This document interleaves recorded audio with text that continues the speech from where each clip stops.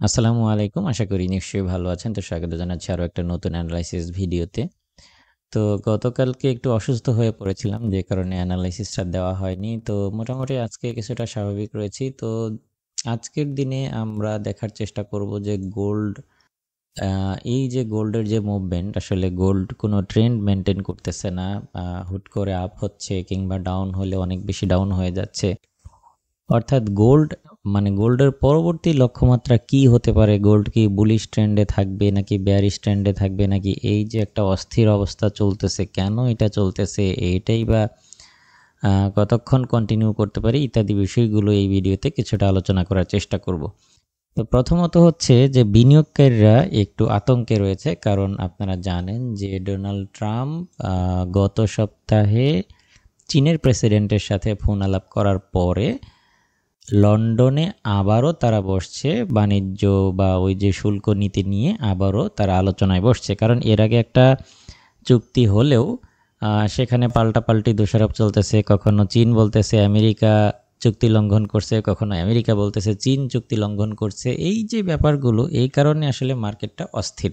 প্রথম ব্যাপার হচ্ছে এটা। দ্বিতীয়ত হচ্ছে যে যেহেতু নতুন করে আবার চুক্তি শুরু হয়েছে, কখন এইটার নিউজ আসে, যেমন গতকালকে রাতে সন্ধ্যার দিকে একটা নিউজ আসছে যে চুক্তি আলোচনা শেষ, এখন নিউজের অপেক্ষা, এবং এটা রয়টার্সের মতো একটা বিশ্বস্ত সোর্স থেকে এই নিউজটা আসছিল। আবার 2 ঘন্টা পরেই আরেকটা নিউজ আসছে যে না, আলোচনা এখনও শেষ হয়নি, আলোচনা চলছে। এই যে ফেক নিউজ, মানে ভালো ভালো বিশ্বস্ত মিডিয়া থেকেও ফেক নিউজ আসতেছে, এবং এটা হোয়াইট হাউস থেকেই এই ফেক নিউজগুলো ছড়ানো হচ্ছে। এবং এই ফেক নিউজগুলো ছড়ানোর মূল উদ্দেশ্য হচ্ছে ডোনাল্ড ট্রাম্প হচ্ছে ওই কি বলে, বাংলাদেশের দরবেশ বাবার মতো মার্কেটকে মূলত নিয়ন্ত্রণ করার চেষ্টা করছে, কারণ ওর নিজেরও S&P 500-এ বিনিয়োগ রয়েছে। যাই হোক, এগুলো ডিপ বিষয়। এই সমস্ত কারণেই মার্কেট মূলত অস্থির একটা আচরণ করছে। তো আশা করি মোটামুটি আপনাদেরকে একটা ধারণা দিতে পেরেছি, এবং আজকের দিনেও কিন্তু আমাদের সেই একটা মানে সন্দেহ উদ্বেগ নিয়েই কাটাতে হবে, কারণ এখনও আলোচনা চলছে। কখনো শোনা যাচ্ছে আলোচনা শেষ হয়ে গেছে, কখনো শোনা যাচ্ছে আলোচনা চলছে।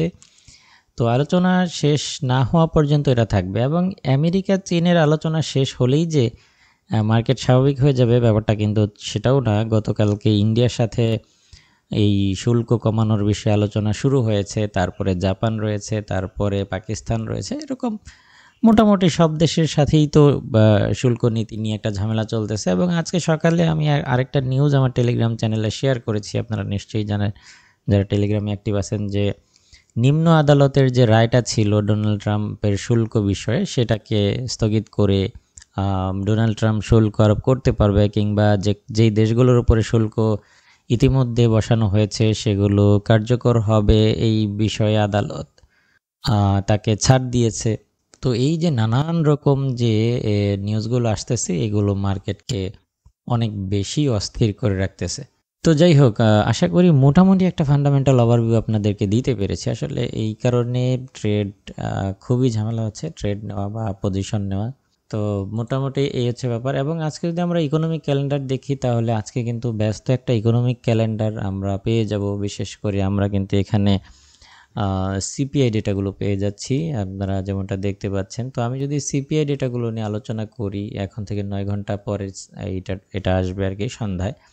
তো আমরা দেখতে পাচ্ছি সিপিআই মে মাসে যেটা, এটা কিছুটা বাড়ার প্রত্যাশা করা হচ্ছে, এবং ইনফ্লেশন রেট ইয়ারলি যেটা, এটা 2.3% থেকে 2.5% করার সম্ভাবনা, মানে কিছুটা বাড়ার প্রবণতা আমরা লক্ষ্য করছি। কোর ইনফ্লেশন মান্থলি যেটা, এটাও কিছুটা বাড়ার সম্ভাবনা দেখা যাচ্ছে, 0.2% থেকে 0.3%-এ হতে পারে। সিপিআই মে মাসের যেটা, এটাও কিন্তু আমরা কিছুটা বাড়ার লক্ষণ দেখতে পাচ্ছি, এবং ইনফ্লেশন রেট মান্থলি যেটা, এটা অপরিবর্তিত থাকবে, এবং কোর ইনফ্লেশন ইয়ারলি যেটা, এটাও কিন্তু 2.8% থেকে 2.9%-এ বেড়ে যেতে পারে। এখন আমরা ধারণা করছি যে ইনফ্লেশন বাড়তে পারে, এটা বেশ কয়েক মাস যাবতই, লাস্ট 3 মাসেই ধারণা করেছি যে ইনফ্লেশন বাড়তে পারে, কিন্তু পরিশেষে রেজাল্ট যেটা আসছে যে আসলে ইনফ্লেশন বাড়ে নাই, উল্টা কমতে দেখেছি আমরা। কিন্তু আসলে ডোনাল্ড ট্রাম্পের যে শুল্ক নীতি, তাতে করে ইনফ্লেশন বেড়ে যাওয়াটাই স্বাভাবিক। এখন এই ডেটাগুলোও নিয়ন্ত্রণ করা হচ্ছে কিনা সেটা জানি না, তবে আমিও প্রত্যাশা করি ব্যক্তিগতভাবে যে আমি ইনফ্লেশন নিয়ে আমার অতীতের যত বিশ্লেষণ আছে আপনারা দেখবেন, সিপিআই ডেটার অ্যানালাইসিসগুলো আপনারা চ্যানেলে, আমার প্রত্যেকটা অ্যানালাইসিসেই আমি যেটা ধারণা করেছিলাম বা যেটা বিশ্লেষণ করেছিলাম সেটা হয়েছে। কিন্তু রিসেন্টলি আমি যেটা লক্ষ্য করছি যে লাস্ট 3 মাসে আমার এটা মানে আমার চিন্তার সাথে কাজ করেনি। আমি ভেবেছিলাম যে ইনফ্লেশন বাড়বে, কিন্তু দেখা যাচ্ছে যে ডেটা আসছে যে কমেছে।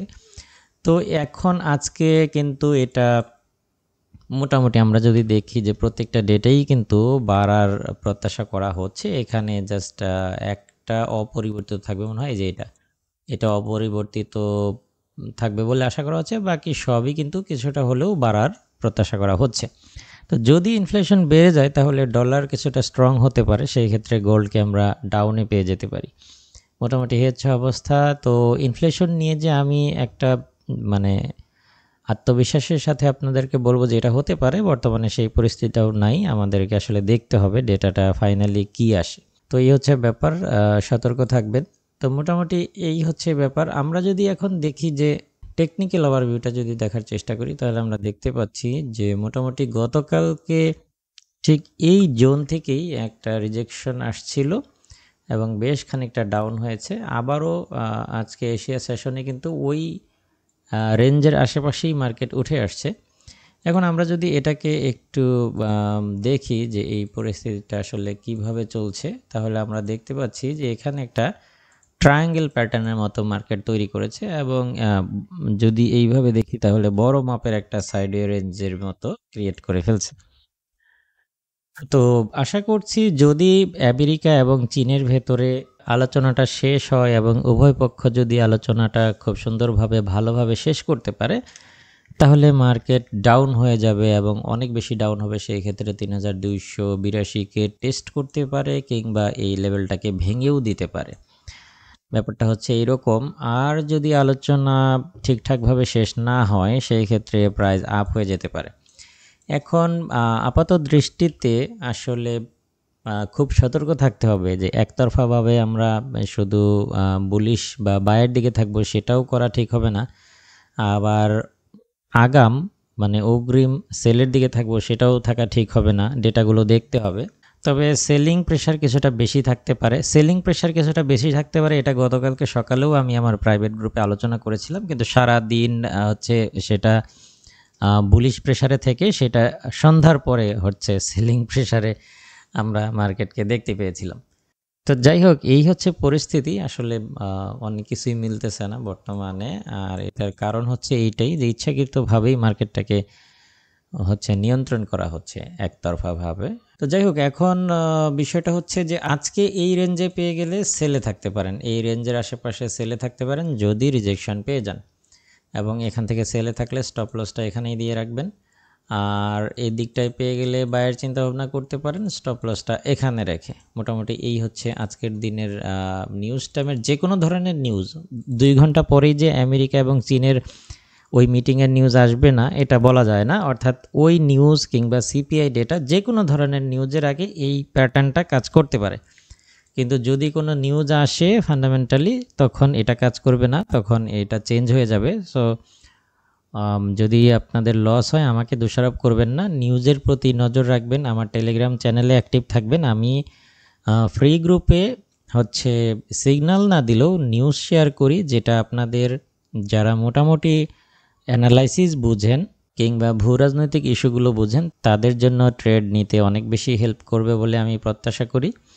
এই জন্য আমার টেলিগ্রাম চ্যানেলে ফলো দিয়ে রাখবেন। তো এই হচ্ছে মোটামুটি অবস্থা। এবং যদি আজকের দিনে যদি এটা ক্রস করে ফেলে উপরের দিকটায় এই লেভেলটা, অর্থাৎ 3350 এই লেভেলটা যদি ক্রস করে, তাহলে প্রাইস আপ হবে। সেই ক্ষেত্রে আমরা ধারণা করছি যে 3360 এবং 3360 ক্রস করলে 3400 পর্যন্ত প্রাইসটা আপ হয়ে যেতে পারে। তো মোটামুটি এই হচ্ছে অবস্থা। তো এই কারণে স্টপ লসটা এদিকটাই দিয়ে রাখবেন। কারণ কি হয় বলা যায় না, তবে সেলিং প্রেসারে থাকতে পারে মার্কেট, এটাই প্রত্যাশা করছি। তো এই হচ্ছে আজকের অ্যানালাইসিস। অনেকগুলো কথা বা ইনফরমেশন এখানে শেয়ার করেছি। ভিডিওটা একবার দেখে না বুঝলে আবারও দেখবেন। তো আশা করি এই সেটআপ অনুযায়ী আপনারা আপনাদের ট্রেডগুলো খুব সুন্দরভাবে ম্যানেজ করবেন, এই প্রত্যাশায় আজকের ভিডিও এখানেই শেষ করছি। দেখা হবে নেক্সট ভিডিওতে। আল্লাহ হাফেজ।